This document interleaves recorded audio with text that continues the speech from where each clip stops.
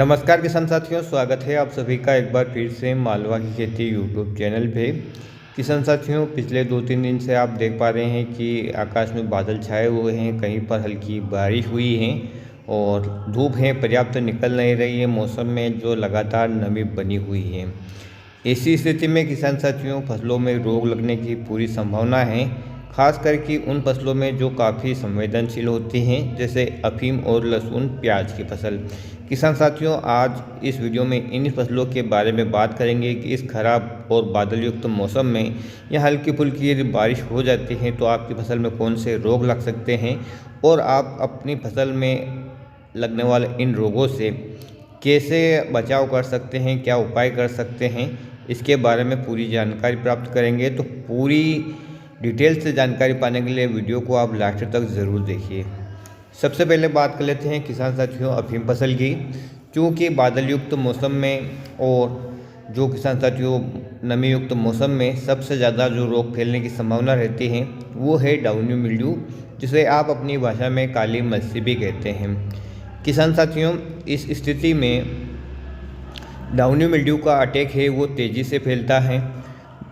Downy mildew शुरुआत में हमेशा नीचे के पत्तों से सक्रिय होती हैं, लेकिन यदि इसकी रोकथाम नहीं की जाए तो ये धीरे धीरे ऊपर की ओर बढ़ने लगती हैं।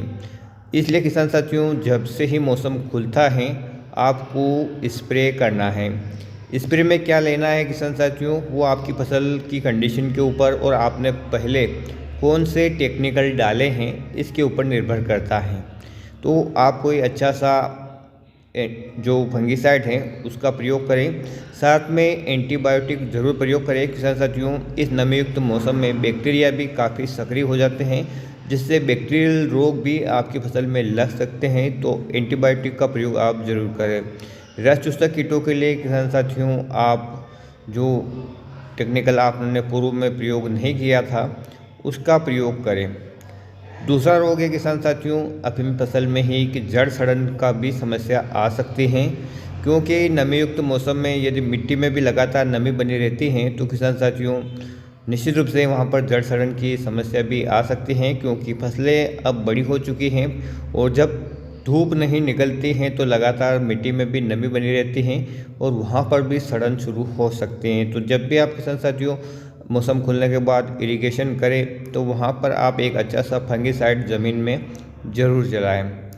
अगली समस्या की बात करें किसान साथियों, तो जैसा कि मैंने आपको बताया है कि इस समय जो बैक्टीरियल डिसीज़ लगने की काफ़ी संभावना है, जिसमें जहाँ पर कलियाँ आ रही हैं अफीम की जो गोलियाँ जिसे कहा जाता है वह आ रही, उसमें भी सड़न शुरू हो सकती हैं।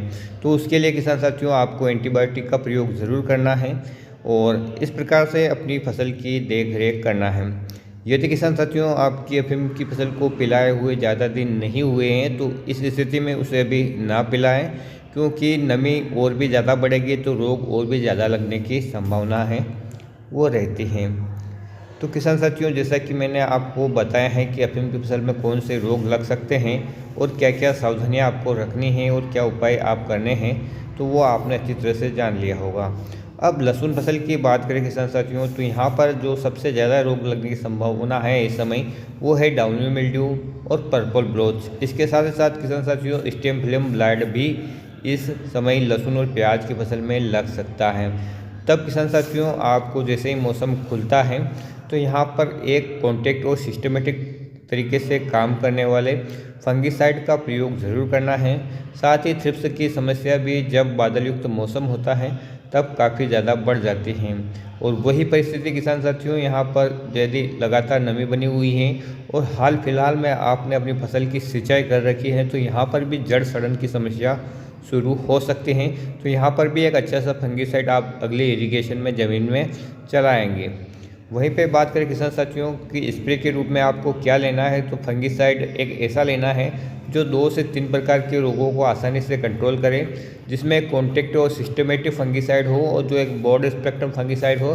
कहने का मतलब है वो डाउनी मिल्ड्यू पर, पर्पल ब्लास्ट पर और स्टेम फ्लेम ब्लाइट पर अच्छी तरीके से नियंत्रण दे। या किसान साथियों आप 2 से 3 प्रकार के जो फंगिसाइड है उनका भी प्रयोग कर सकते हैं।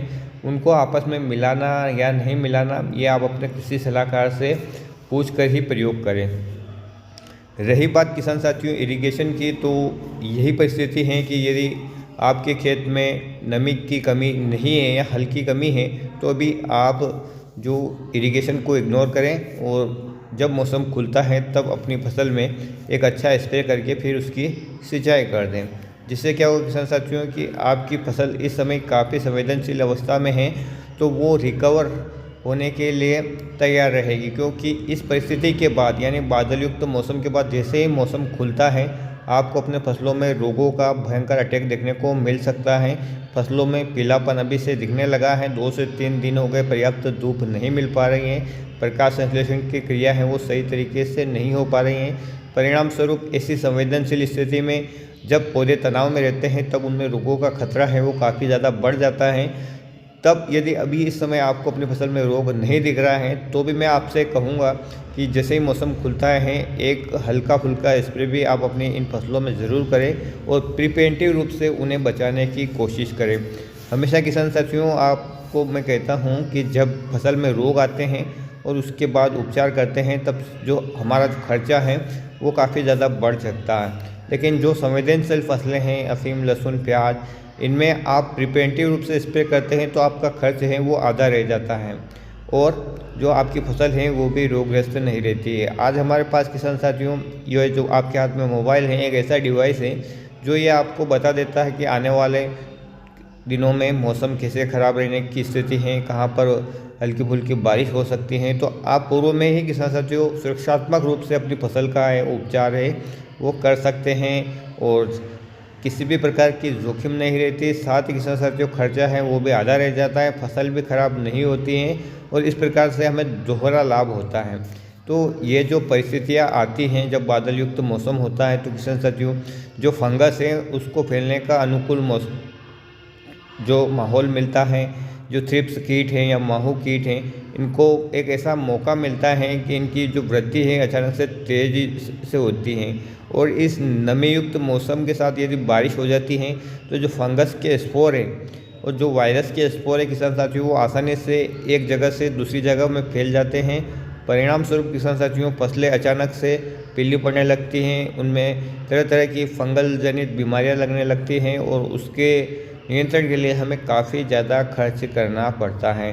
तो जब भी इस प्रकार का मौसम होने की संभावना हो आप इरिगेशन रोक दें, प्रिवेंटिव रूप से स्प्रे कर दें तो किसान साथियों आपकी फसल है को जो क्षति है वो कम से कम होती है। तो उम्मीद करूँगा किसान साथियों कि यह जानकारी आपके लिए लाभदायक रही होगी।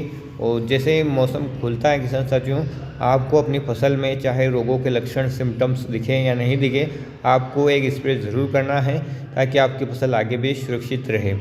तो मिलते हैं फिर किसी एक नए वीडियो में एक नई जानकारी के साथ। तब तक के लिए किसान साथियों ख्याल रखिएगा आप अपना, अपने परिवार का, अपने पशुधन का और अपनी फसलों का। वीडियो देखने के लिए आपको बहुत बहुत धन्यवाद। जय हिंद, जय जवान, जय किसान।